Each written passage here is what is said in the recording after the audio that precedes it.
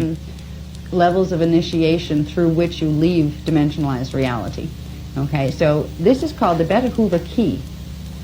And it's called the key because what it gives you is the literal diagram of the 12 strands of the silicate matrix gene code and how they plug into each other. Now, if you will look, I have a series of darker dots and lighter dots, and each are marked off as part of one strand.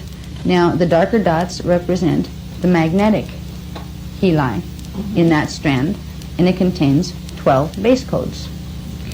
The electrical heli, which is the light dots in that strand, contains 12 acceleration codes. The base codes and the acceleration codes have a sound equivalent.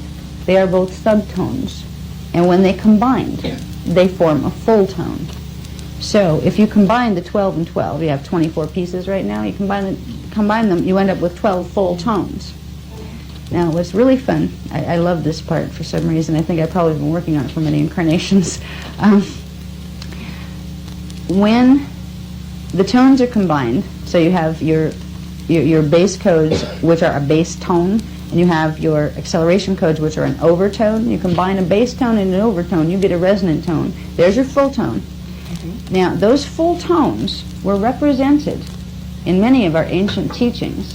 They actually followed some of the patternings of the original Hebrew alphabet. They were expressed in the Hebrew language. There were various languages. Basically, 5 languages are programmed into the DNA, but when it comes to the primary language that held the energy signatures, that controlled the primary 12 tones, it was the Hebrew language that controlled the 12 tones. And if there was any subtones or smaller energy imprints, there were other languages that applied to those. So if you wanted to get, in the old days, it worked that if you wanted to get control over your DNA code and how to handle it, you'd need the map, for one, to know where the strands were, what they meant, how they corresponded to these, which we'll get to in a minute. And you would need to know the codes, what sound tones these were. The sound tones were expressed in terms of the letters of the alphabet, of the Hebrew alphabet, but it has been eons since the correct sequences of those letters have been given. And many, many scholars, from what I understand, have been spending many, many eons trying to find out what the sequences of what they call the fire letters are. The fire letters, which are addressed in things like the Keys of Enoch and those kind of things. The fire letters are the 12 tones, the primary 12 tones. There's many more than that. But each strand has 12 primary tones, or fire letters. They're light symbol codes. And they actually start out as light. That's why they're called fire letters. They later turn to sound when they become activated in the DNA. And this is something this was new to me. I knew a little bit about the fire letters, but this was a new part. When the codes are not fully activated in a DNA strand, they exist within the morphogenetic field as a standing wave pattern, a scalar wave. They exist as light. When those patterns of light get intersected by certain patterns of sound, things happen. And one of the things that happens is they come from dormancy as a standing wave pattern within the DNA strand, imprint, into the active DNA strand as a dormant sound tone. But at least it's into the active physical DNA strand now. Then it has to be activated once it's there. But you can, masters of the Beta Hova, know how to program anything in to their DNA. They can manifest anything right through their bodies. They can manifest events. They can manifest worlds. We're not that good. We're just working on knowing enough about it to be able to activate things in the DNA and to reverse mutate other things that are going to stop the activations from taking place.